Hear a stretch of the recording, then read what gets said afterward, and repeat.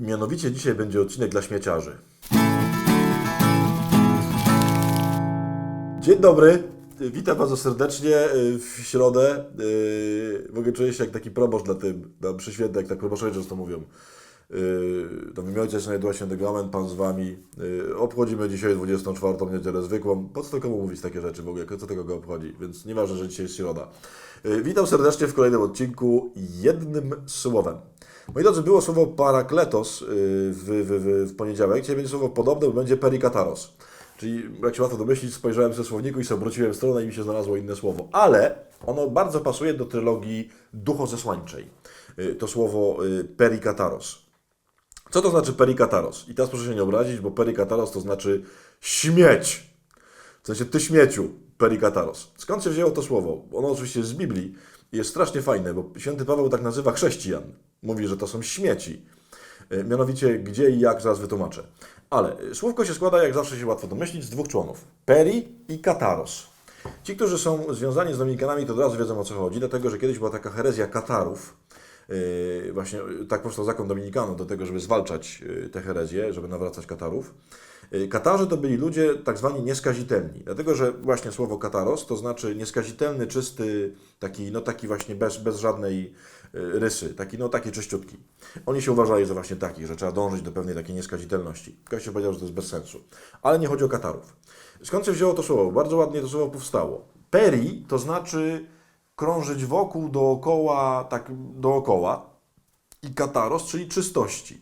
Czyli słowo śmieć się wzięło stąd, że jak wyczyścisz wszystko już, to co ci zostanie, to jest śmieć. Stąd się wzięło to słowo. Ale ja bym chciał, żebyśmy na to słowo spojrzeli trochę inaczej. Dlatego, że to słowo się pojawia u świętego Pawła, tam gdzie święty Paweł mówi w liście do Koryntian, że staliśmy się jakby śmieciem dla tego świata i odrazą dla tego świata. On tam mówi o swoich doświadczeniach różnych trudnych, gdzie go odrzucali. I to mi się kojarzy z taką rzeczywistością. Zauważcie, że jak ktoś się kręci nieustannie wokół nieskazitelności, czystości, dobroci, doskonałości i tak dalej, i mam na myśli same dobre rzeczy, w takim sensie próbujesz się kręcić wokół dobra, świętości, doskonałości, to bardzo często ludzie się od ciebie odwracają.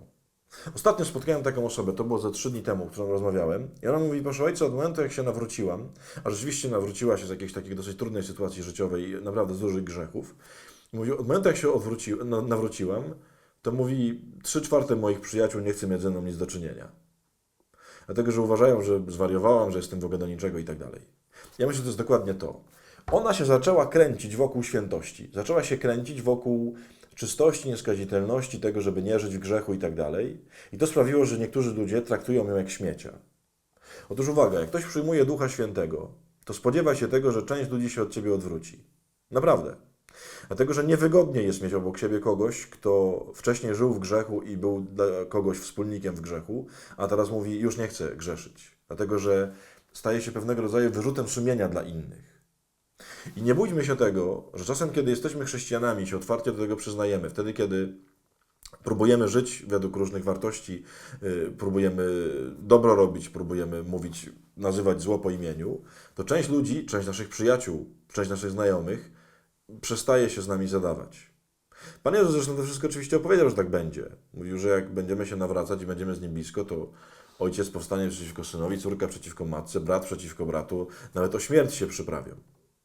Pomyśl o tym, bo bardzo możliwe, że gdzieś czasem, no właśnie, trochę rezygnujesz i trochę tak się, że tak powiem, ześlizgiwujesz ze swojej wiary, dlatego, że nie chcesz, żeby się inni od Ciebie odwrócili. To jest pewnego rodzaju konsekwencja. Przepraszam, że to powiem, bo to głupio zabrzmi, ale chrześcijanie to są czasem śmieci. Czyli takie jednostki, których ten świat nie chce. I dobrze. I tak ma być. I święty Paweł się tego nie boi, mówi. Jesteśmy czasem jak śmieci, dlatego, że kręcimy się wokół świętości. Fajnie by było, jakbyśmy, że tak powiem, tego się nie wstydzili i w to szli.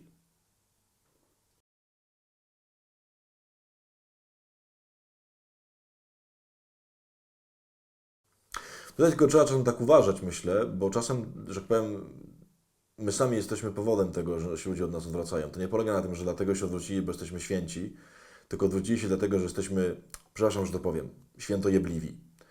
Głupie to słowo, ale czasem tak jest. Że czasem się tak dzieje, że ludzie mówią, że ty to jesteś po prostu już świętszy od papieża. W takim sensie, że czasem ta nasza świętość to nie jest żadna świętość, tylko to jest takie fałszywe czepianie się po prostu wszystkich innych ludzi, że oni nie są tak doskonali jak my. Ja nie o tym mówię. Bo ja też znam czasem takich chrześcijan, którzy mnie po prostu doprowadzają do szału i mam ochotę, że tak powiem, odciąć się od nich i nie chcę być już ich przyjacielem. Ale nie dlatego, że oni są dla mnie wyrzutem sumienia, tylko są po prostu chamsko upierdliwi w swojej takiej świętości coś tam. Mam nadzieję, że rozumiecie, o czym ja tu mówię. To trzeba uważać, bo to nie każde odrzucenie przez innych związane jest z tym, że się do Pana Boga przybliżyłeś. Czasem jest odrzucenie dlatego, że po prostu zwykły cham jesteś, nie? I ludzie nie mogą Cię znieść. Nawet tej takiej Twojej świętości. To będzie taki na marginesie jeszcze kiedyś taki bardzo znany wykładowca, nie powiem jego nazwiska, żeby go tu nie pogrążać. Jeden z najlepszych patrologów naprawdę, jakich znam na świecie. Genialny patrolog. Patrolog to taka część teologii o ojcach Kościoła. Mówił kiedyś o świętym Atanazym.